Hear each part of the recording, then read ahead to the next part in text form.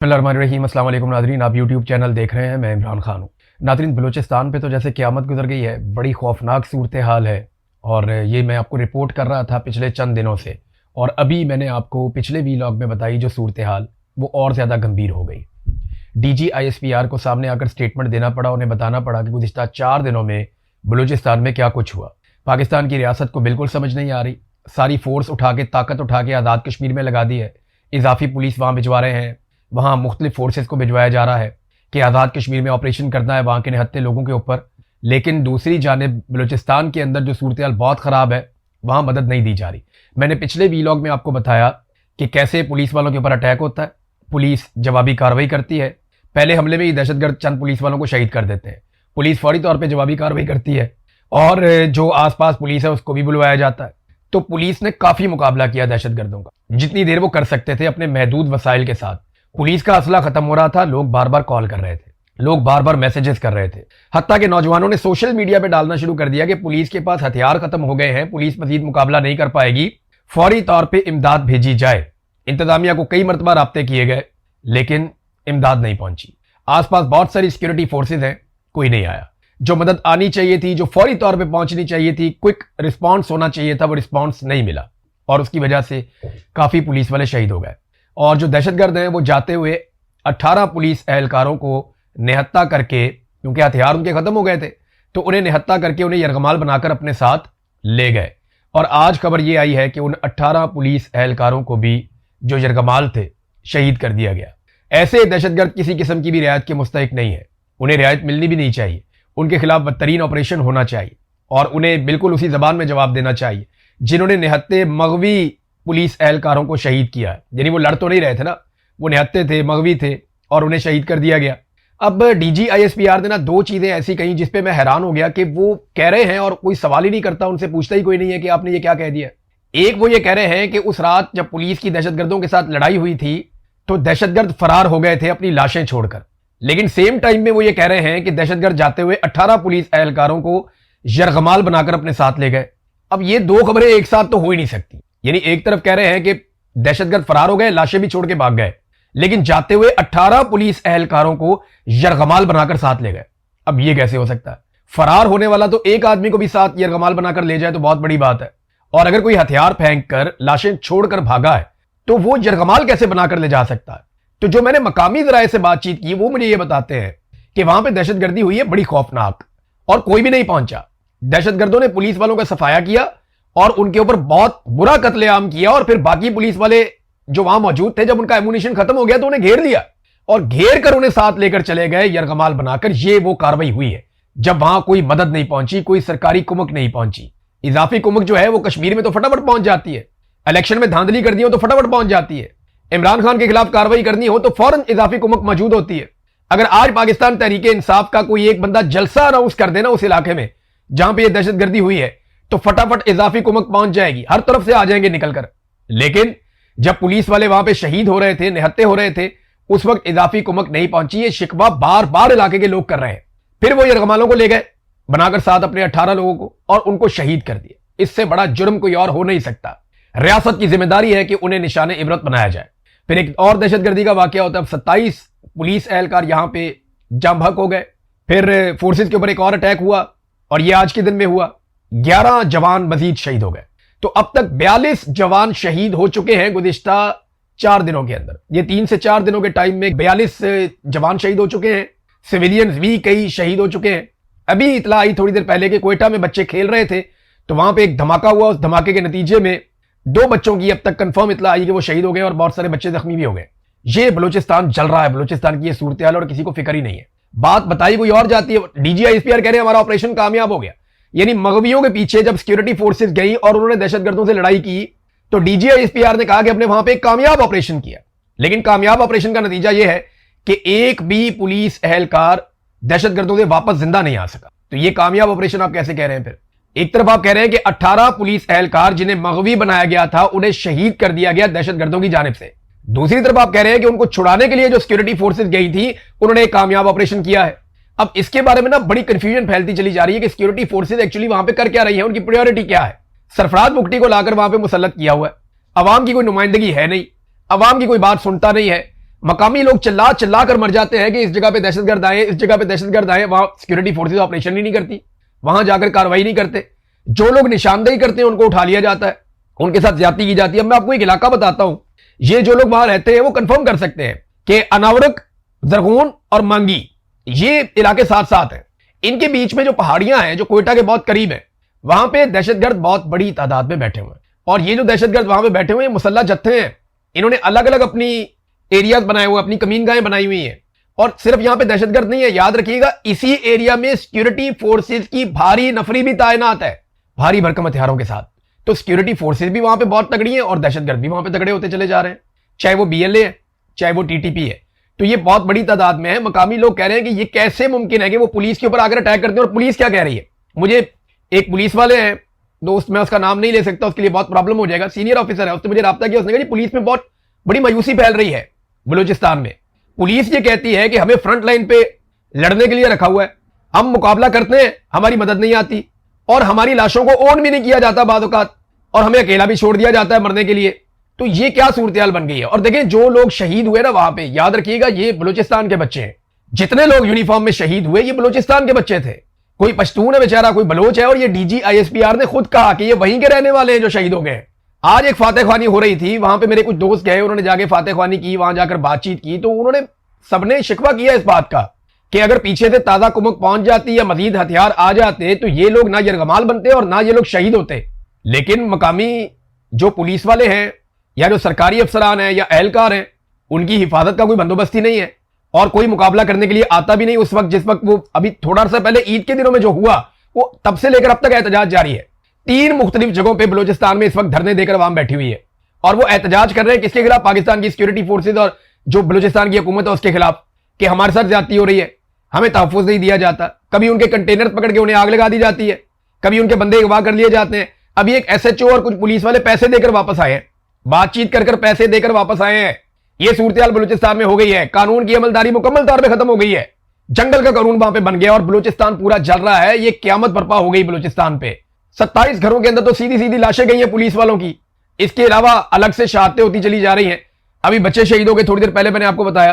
तो अगर कामयाब ऑपरेशन है तो मगवी रिहा क्यों नहीं हुए? अगर दहशतगर्द फरार हुए तो वो 18 पुलिस वालों को अपने साथ कैसे लेकर चले गए? और कोयटा की सराउंडिंग में दहशतगर्दों की अक्सरियत कैसे बढ़ती चली जा रही है? ये वो सवालात हैं जिनके हमारे पास अभी जवाब नहीं है। एक घिनौना खेल बलूचिस्तान में खेला जा रहा है और 1 2 नहीं 4 5 सोर्सेज ने मुझे यह बात बताई कि माजी में जो लोग जिनके सरों पे इनाम थे, जिन लोगों के जो जराइम पेशा है, दहशतगर्द हैं या जो स्मगलर टाइप के लोग हैं, उनको इकट्ठा करके प्रॉक्सीज तैयार की जा रही हैं कौम परस्तों के खिलाफ कि जनाब तुम इन लोगों को मारो, तुम्हें हम खुली छूट देते हैं, तुम कौम परस्तों को दबाओ, कौम परस्तों को मारो, उसके बदले में ये दावा किया जा रहा है। मेरे पास डायरेक्ट तुम्हें बलूचिस्तान में नहीं बैठा हुआ ना, लेकिन जो बलूचिस्तान में मेरे दोस्त हैं वो ये बताते हैं कि हम हैरान हो रहे हैं कि ऐसे लोग जिनके सरों के ऊपर इनाम था वो अब काफिले लेकर घूमते हैं, हथियारबंद होकर घूमते हैं और कौम परस्तों के खिलाफ तकारीर करते हैं और उन्हें लॉन्च किया जा रहा है कि जाके कौम परस्तों को मारो। भाई एक मलेशिया, एक ताकत या एक चीज को कंट्रोल करने के लिए आप दूसरी चीज क्रिएट करते हैं, वो मॉन्स्टर बन जाती है, फिर आप उसके साथ लड़ना शुरू हो जाते हैं, फिर आप तीसरी क्रिएट करते हैं कि हम दायरे में ऐसे ही घूमते रहेंगे हमेशा, क्या कभी इन चीजों से जान नहीं छुड़वानी? वो सहाफियों को इकट्ठा करके ले जाते हैं बार बार। अब ये लगातार गुज़िश्ता चंद महीनों से हो रहा है। हर दूसरे हफ्ते सहाफियों का एक वफद उठाते हैं, उन्हें जहाजों में बिठाते हैं, वीआईपी तरीके से कोयटा पहुंचा देते हैं और 1 2 और कभी तुरबत ले जाते हैं, कभी कहीं और। वो पूरा पहले सिक्योरिटी का बंदोबस्त, पहले पूरा स्टेज तैयार किया जाता है, सहाफियों को ले जाके वहां छोड़ा जाता है। देखिए आप ये वाली पहाड़ी पे चढ़ के देखें, आपको कोई दहशतगर्द नहीं नजर आएगा। ये देखिए आप ये वाली जमीन पे चल, और बलूचिस्तान इतना बड़ा है कि आप गाड़ी चलाए ना तो आप कई दिनों से खत्म नहीं कर सकते। आप तेज तरीन गाड़ी भी चलाए ना तो आप कई दिन बलूचिस्तान पूरा नहीं फिर सकते, इतना बड़ा बलूचिस्तान है। एक कोने से दूसरे कोने में जाने में आपको 24 घंटे लग जाते हैं और वो इतना चौड़ा है, इतना बड़ा है बलूचिस्तान, बहुत दूर दराज इलाके हैं वहां पे। तो किसी एक एरिया में थोड़ा सा आप अमनो अमान कायम करके 10 20 30 किलोमीटर में आप सहाफियों को ले जाके वहां कहते हैं देखो जी कितना अच्छा है, वहां पे मकामी लोगों को बिठा के जी बात करें इनके साथ, आप वो इमेज बिल्डिंग कर रहे हैं। उनको लेकर जाओ, उन धरनों के अंदर मिलवाओ वहां पे लोगों से, उनसे पूछें वो के मसाइल क्या है, हालात क्या है। वो जो धरनों में लोग बैठे हैं उनकी बात सुनता ही कोई नहीं, कोई मीडिया उसको रिपोर्ट नहीं करता, किसी सहाफी को वहां जाने नहीं देते। वहां लेकर जाए ना जहां पे लोग धरने देकर बैठे हुए हैं, चमन के पास लेकर जाएं जहां पे लगातार ड्रोन हमले हो रहे हैं, लड़ाई बढ़ती चली जा रही है, वहां लेकर जाएं। बॉर्डर के साथ साथ फिर आए जहां पे ये सारी काश्त लगी हुई है, जहां पे सारी की सारी मनशियात की काश्त हो रही है, वहां लेकर जाएं। ब्राह्मचा की मंडी में लेकर जाएं जहां पे मंशियात की सबसे ज्यादा फैक्ट्रियां और पूरी दुनिया में मंशियात वहां से स्मगल होती है, वहां लेकर जाएं जहां पे कोकीन बनती है, वहां लेकर जाएं जहां पे अफीम बनती है, वहां लेकर जाएं जहां पे चरस और गांजा बनता है, वहां लेकर जाएं जहां पे आइस तैयार होती है, उन जगहों पे नहीं लेकर जाएंगे। ये लेकर जाएंगे वहां पे जहां थोड़ा सा एरिया बनाएंगे बेहतरीन टिप टॉप करके, वहां ले जाके सहाफियों कहते हैं कर दो, कभी बर्तानिया से ले जाते हैं, कभी यहां से ले जाते हैं, कभी वहां से ले जाते हैं, मुफ्त के टिकट देते जा रहे हैं, आओ जी आपको हम लेकर जाते हैं उन इलाकों में, जाकर आप बताएं बहुत अमनो अमान है। 42 लाशें गिरी है अभी मेरे लोगों की, कितना अफसोसनाक है। और ये सिलसिला कैसे खत्म होगा, ये सवाल सारे पूछते हैं कि जनाब इसका हल क्या है। देखिए, अगर दहशतगर्दी आपने खत्म करनी है ना, तो आपको एक आजाद खारजा पॉलिसी भी चाहिए, एक आजाद दाखिला पॉलिसी भी चाहिए। आपको ताकत और डंडे के साथ सोचना बंद करना पड़ेगा। जितने भी सियासी कैदी हैं मारंग बलोच समेत, उन सबको आपको रिहा करना पड़ेगा। जबरी तौर पे जितने लोगों को लापता किया है, उन तमाम लोगों को या तो रिहा करना पड़ेगा या उनकी लाशें उनकी खानदानों के हवाले करनी पड़ेंगी। उसके बाद बलूचिस्तान के वसाइल बलूचिस्तान के अवाम के ऊपर खर्च करने पड़ेंगे। बलूचिस्तान के अंदर अवाम की मुंतखब हुकूमत लानी पड़ेगी। फिर आप 5 साल 6 साल 10 साल आप इंतजार करेंगे, बलूचिस्तान बेहतर होना शुरू हो जाएगा। जब आप उनका बजट उन्हें देंगे, वो खुद अपने बजट को खर्च करेंगे। जब आप उनके मुंतखब नुमाइंदों को इजाजत देंगे, वो खुद अपने सूबे को बेहतर बनाएंगे। आपने 78 साल बलूचिस्तान के ऊपर जोर जबरदस्ती ताकत के साथ डंडे के साथ बंदूक के साथ हुक्मरानी करके देख लिया, कुछ ठीक नहीं हुआ, बल्कि बेड़ा गर्क हो गया हर चीज का। एक दफा आप बलूचिस्तान में बलूचिस्तान की आजाद हुकूमत जो वहां के लोग बनाए उसे हुकूमत करने दें आप। मैं आपको शर्तिया कहता हूं 10 साल के अंदर बलूचिस्तान बेहतर हो जाएगा। आज से तो बहुत बेहतर हो जाएगा, ये खून रेजी खत्म हो जाएगी। खासतौर पर बुगटी को कत्ल करने के बाद जिस तरह मुक्के लहराए गए, या बुगटी को कत्ल करने के बाद जो कुछ किया गया, वो एक फौजी ने एक रेप ही किया था ना, एक लेडी डॉक्टर का। एक फौजी ऑफिसर था, उसने एक लेडी डॉक्टर का रेप कर दिया। बुगटी साहब ने मामला उठा दिया, उन्होंने कहा इसको सजा होनी चाहिए। मुशर्रफ साहब डट गए, नहीं मैं नहीं सजा होने दूंगा, मैंने देख लिया, मैंने पता कर लिया, ऐसा कुछ नहीं हुआ। जबकि वो सब हुआ था, मकामी लोग उसके गवाह थे। तो हुआ क्या, वो लड़ाई इतनी बढ़ गई है, बुगटी साहब को कत्ल कर दिया गया, अकबर बुगटी को। और अब तक लगभग 10-12 हजार लाशें तो हम उठा चुके हैं उसके बाद से लेकर अब तक, और लगातार ये सिलसिला जारी है।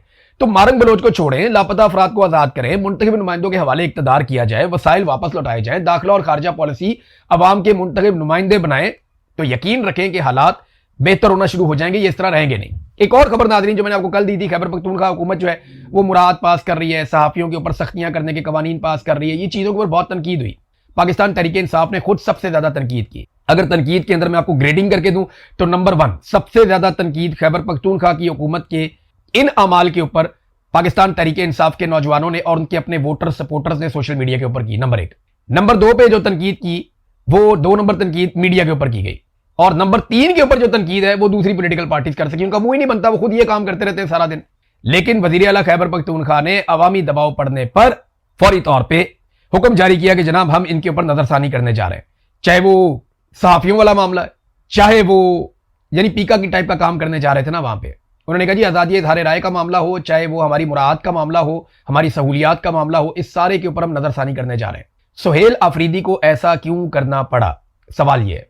देखिए ना, उस वक्त जब पीटीआई के सपोर्टर ने पीटीआई के ऊपर हमला कर दिया था कि भाई ये तुम किस तरह के कानून पास करने जा रहे हो, तुम अपने लिए हलवा इकट्ठा कर रहे हो, अवाम अजाब में पड़ी हुई है, इमरान खान जेल में पड़ा हुआ है, तुम मौजें कर रहे हो। तो जब पाकिस्तान तहरीक इंसाफ का वर्कर पीटीआई को पड़ गया था ना इतने मुश्किल हालात में, उस वक्त नून लीग का वोटर जो है वो रजा डार को डिफेंड कर रहा था, इसहाक डार का नवासा, कि रजा डार ने रेप किया तो क्या हुआ या करवाया तो क्या हुआ। ये फर्क है आज पाकिस्तान तहरीक इंसाफ। मैं बड़ा खुश होता हूं ऐसी पॉलिटिकल पार्टी से। एक दौर में पाकिस्तान पीपल्स पार्टी का जो वोटर सपोर्टर था ना वो सामने खड़ा हो जाता था आके डट के, जुल्फिकार अली भुट्टो के, बेनजीर भुट्टो के, फिर जरदारी और बिलावल ने इतना मायूस किया वो बात ही नहीं करते। लेकिन आज जिस पॉलिटिकल पार्टी का वर्कर उसके पास ये शऊर है वो पाकिस्तान तहरीक इंसाफ है, वो अपनी जमात के खिलाफ खड़े होते हैं। तो देखिए वजह क्या बनी कि सुहेल अफरीदी को पीछे हटना पड़ा। एक तो पहले वो सारे लोग जो है उनको शर्म आनी चाहिए जो कल तक इस सारे को डिफेंड कर रहे थे, और आज सुहेल अफरीदी पीछे हट गया। पीछे तभी हटा ना कि जब गलत चीज थी, ना होती तो पीछे ना हटता, तो वो डिफेंड करने वालों को शर्म आनी चाहिए। नंबर 1, ये पाकिस्तान तहरीक इंसाफ ने अपना शऊर साबित किया है।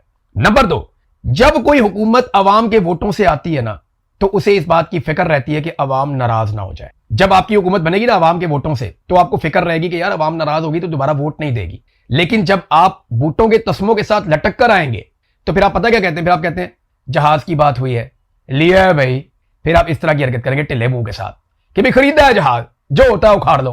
फिर आप ये करते हैं। जब आप अवाम के वोटों से नहीं आए होते ना, बूटों के तस्मों के साथ लटक के जबान से पॉलिश कर करके आप इक्तदार में टिकटॉक बनाकर आ जाते हैं, फिर आपको कोई फिक्र नहीं होती कि अवाम क्या कह रही है।